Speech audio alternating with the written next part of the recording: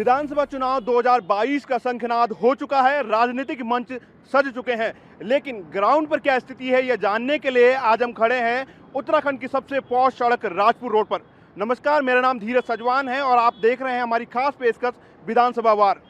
उत्तराखंड की देहरादून जिले की राजपुर रोड विधानसभा पे इस वक्त मैं खड़ा हूं और हम जानेंगे कि पिछले 5 सालों में यहां पर विधायक जी ने कितना काम किया है, लोगों को क्या फीडबैक है और कहां पर विधायक जी को लेकर लोगों में नाराजगी है, ये सब हम जानेंगे। और इस वक्त मैं राजपुर रोड विधानसभा पर हूं, जो कि ये वो राजपुर रोड है जहां पर आपको देहरादून के सबसे बड़े बड़े आलीशान आपको शोरूम मिलेंगे, चौड़ी चौड़ी सड़कें मिलेंगी और पूरा ये वीआईपी इलाका है। लेकिन इसका एक दूसरे पहलू से भी हम आपको रूबरू कराएंगे, जो कि रिस्पना नदी है और रिस्पना नदी को लेकर के क्या कुछ बातें हुई है, क्या कुछ दावे हुए हैं, उन पर भी नज़र डालेंगे और लोगों से भी बातचीत करेंगे और बाद में जो है विधायक जी से भी बातचीत करेंगे और जानेंगे कि इन 5 सालों के काम को लेकर जनता कितनी खुश है, सरकार के काम को लेकर, और जनता की नब्ज टटोलेंगे कि आखिर उनको वो क्या सोचते हैं आगामी विधानसभा चुनाव को लेकर के। चलिए आइए चलते हैं।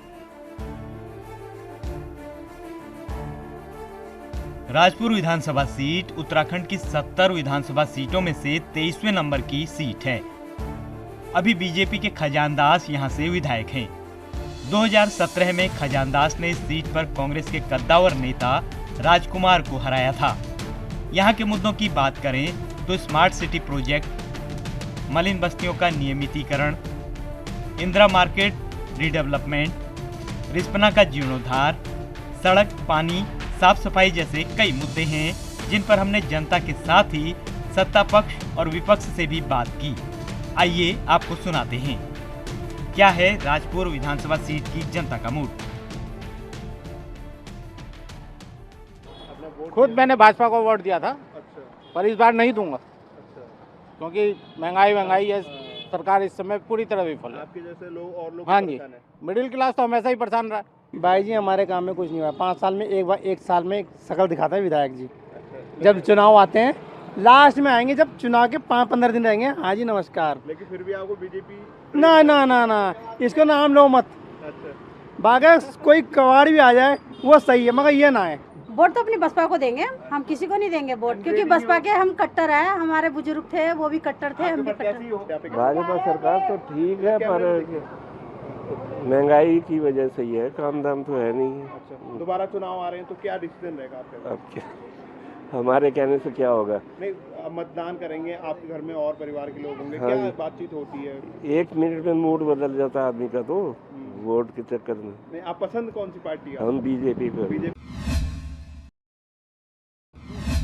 तो उत्तराखंड की सबसे पॉश विधानसभा राजपुर रोड का एक पहलू हमने अभी आपको दिखाया था और दूसरा पहलू मैं आपको दिखा रहा था। वहाँ आपने देखा होगा कि चमचमाती हुई सड़कें हैं, बड़े बड़े मॉल हैं, लेकिन ये दूसरा पहलू जो है ये राजपुर रोड का ही पहलू है, जहाँ पर आपको गंदगी का अंबार नजर आएगा।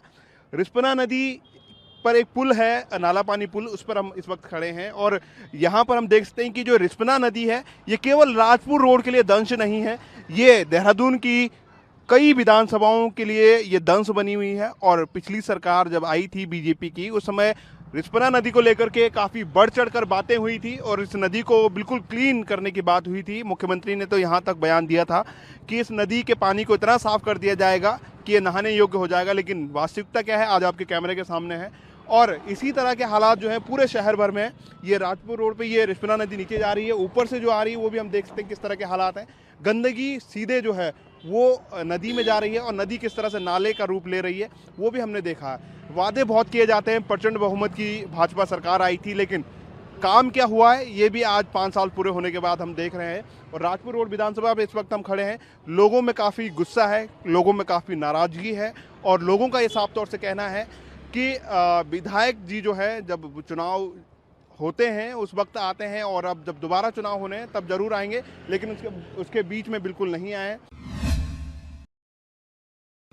राजपुर रोड विधानसभा के अंतर्गत इंदिरा मार्केट रीडेवलपमेंट प्रोजेक्ट के रूप में जब उत्तराखंड में हरीश रावत की सरकार थी, कांग्रेस की सरकार थी, तो एक बड़े प्रोजेक्ट की बात की गई और उस प्रोजेक्ट के कुछ निशान आज हम देख सकते हैं यहाँ पे। ये अस्थायी इंदिरा मार्केट के रूप में हम देख सकते हैं। और जब हरीश रावत की सरकार थी उस समय ये कहा गया कि इंदिरा मार्केट में कुछ दुकानदारों को उठा के जो है यहाँ पे एक भव्य कॉम्प्लेक्स बनाया जाएगा और उसका निर्माण किया जाएगा।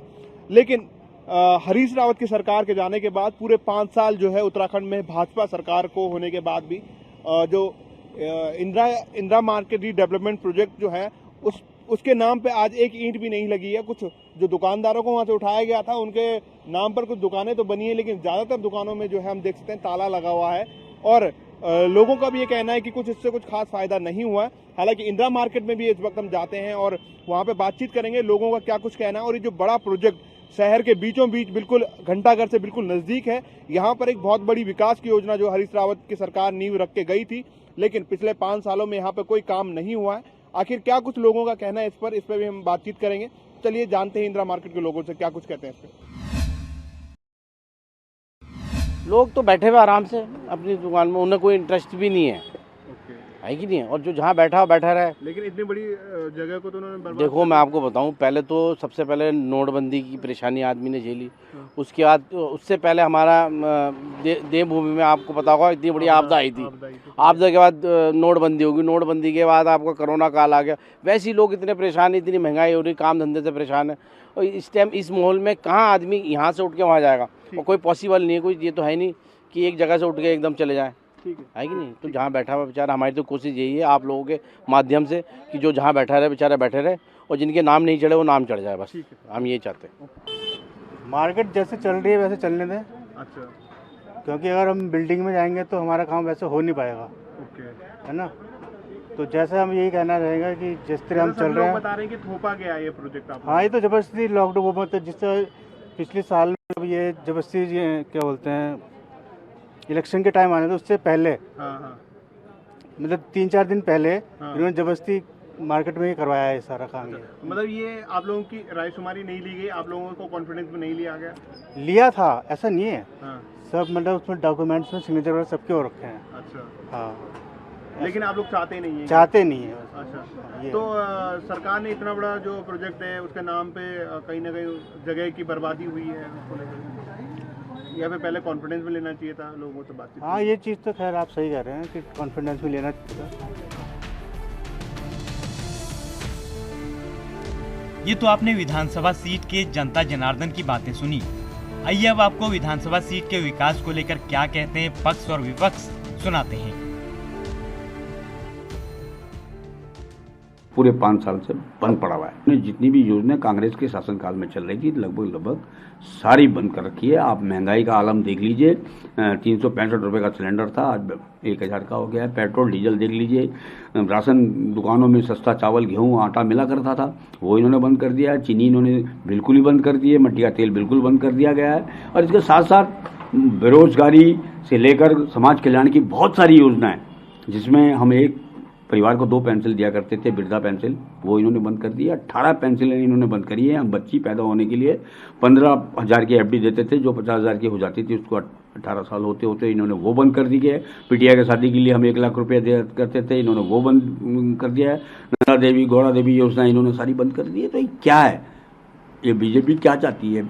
सिर्फ हिंदूवाद के नाम पे, सिर्फ जातिवाद के नाम पे जीतना चाहती है, और बाकी इनका कोई सिद्धांत नहीं है, कहीं कोई कुछ नहीं है, लगातार फ्लॉप है। दुख सुख में, कोविड कार्यकाल में हमने सारी सेवाएं की हैं, और इसके साथ साथ चाहे बाढ़ आई हो, नदी आई हो, हमने सब लोग का सहयोग करा है, उनको राशन बांटा है, कोविड कार्यकाल में उनकी दवाइयाँ दी हैं, उनको ऑक्सीजन में हॉस्पिटल में एडमिट कराया, चाहे प्राइवेट हॉस्पिटल हो, सरकारी हॉस्पिटल हो, और सभी जगह धरना प्रदर्शन करके इस सोई हुई गूंगी बहरी सरकार को जगाने का हमने काम किया है। समस्या तो कभी ख़त्म नहीं होती है।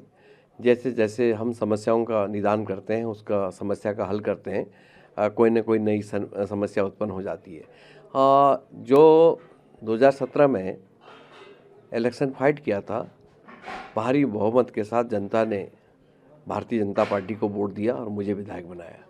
इसके निमित्त जो उस समय वादे किए थे लोगों के साथ में, उसकी मैंने कोशिश की पूरा करने की, और अनेकों विकास योजनाएं चली है विधानसभा में।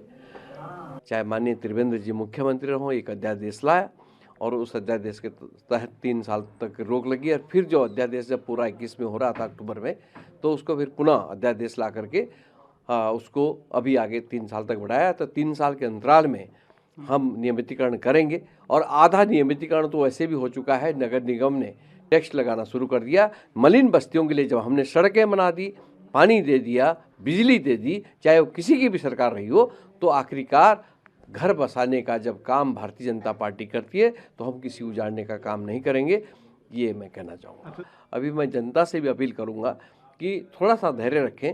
स्मार्ट सिटी का जो रिजल्ट है वो 1-1.5 साल बाद दिखाई देगा कि हम कहाँ पर स्टैंड कर रहे हैं।